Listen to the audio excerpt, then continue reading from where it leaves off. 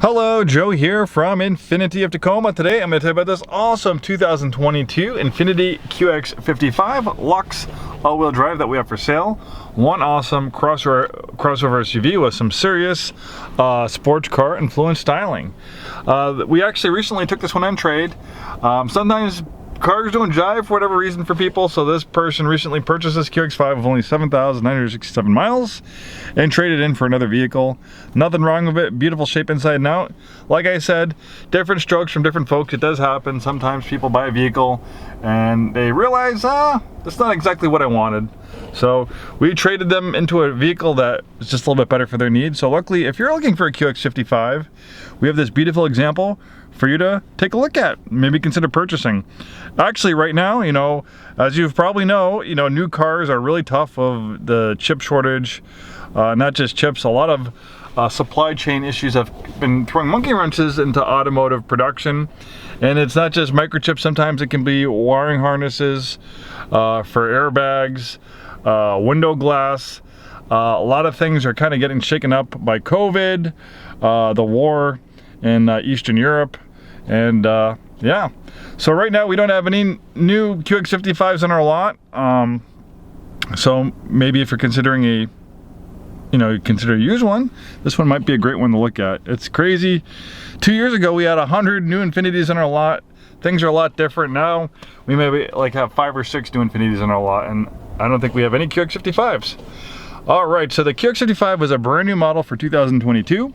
It is largely based off the QX50 platform. So basically what the QX55 is, it is a fastback, kind of a sportier version of the QX50. Mechanically, they're pretty much identical. The interior is very similar. There are some slight differences, like the QX55 really has this cool two-tone interior, which you don't get an interior like this available on the QX50. Because of the roof design, we have a normal moonroof, where the QX50 you have a panoramic roof, but because of this very fast sweeping roof line, it doesn't allow space for a panoramic roof, so we just have to have a regular moonroof. Nice trade-off. Really cool vehicle. Very fuel efficient. You can see the previous owner of it was averaging 24.4 miles per gallon. Pretty good for a crossover SUV like this. For instance, I have a 2013 FX37, an Infiniti. This is kind of like the spiritual successor to the FX series slash QX70 series. But on mine, I average around 15 miles per gallon. Don't get me wrong, I love it. Luckily, I don't drive a lot, so I can deal with 15 miles per gallon, but you can see this is a lot more fuel efficient than my FX37 with that awesome, but not so fuel efficient 3.7 liter V6. This has a new variable compression, 2 liter turbocharged 4-cylinder engine, which I'm going to tell you more about shortly. Alright, so we have lots of great safety features and driver's assistance features, lane departure warning. We have blind spot warning, forward collision warning. We have a nice dual display system. The top screen is for the parking camera.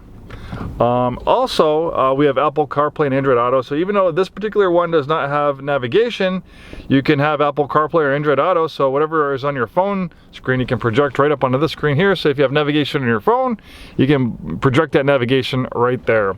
The bottom screen is a tab-like interface for vehicle settings and apps.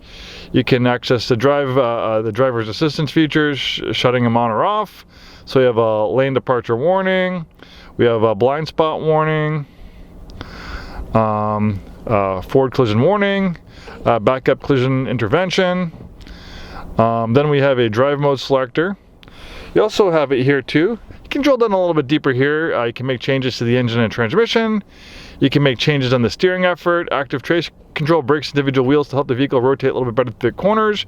You can shut that system on or off. Active engine braking basically makes engine braking a little bit more aggressive. So, engine braking is the natural tendency for vehicles to slow down when you take your foot off the accelerator. This makes it a little bit more aggressive. So one trade-off would be is maybe you don't have to use your regular brakes as much. So potentially you could get maybe a little bit longer brake life, taking advantage of that active engine braking. We have a steering wheel that tilts and telescopes, so it goes up and down and in and out. All right. Nice two-tone interior. It looks beautiful in white. White is such an easy color to take care of. I've owned a lot of white cars, and surface imperfections, scratches don't seem to show up quite as much on a white car versus a dark color like black, which kind of seems to show everything. especially in glaring sunlight. This thing is pretty much in near pristine condition, so I don't think there's any scratches or imperfections on this one, at least that I can see. Second row seats are fairly comfortable. I'm 6'2". The rear seats, they recline. They slide back and forth. I had that front seat adjusted for my height. I'm 6'2". Plenty of headroom and legroom back here.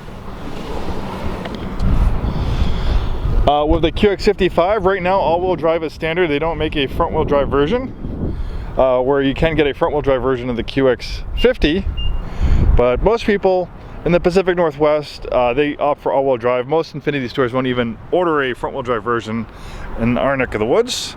Decent amount of cargo space, and then of course you can fold down those seats for more cargo space. Power lift gate. Beautiful styling.